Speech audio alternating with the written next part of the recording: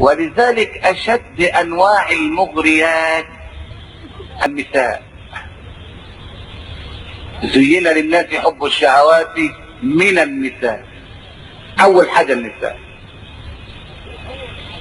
ولذلك جهاد النساء يعتبر من ارقى انواع الجهاد. شوف النبي قال ايه؟ 7 يظلهم الله تحت ظله يوم لا ظل الا ظله.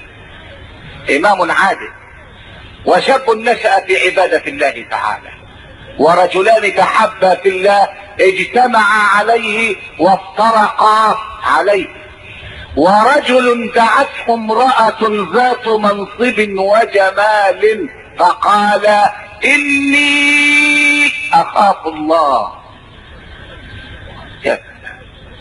يا سلام، أقسى أنواع الاختبار. النساء والمال، النساء والفلوس.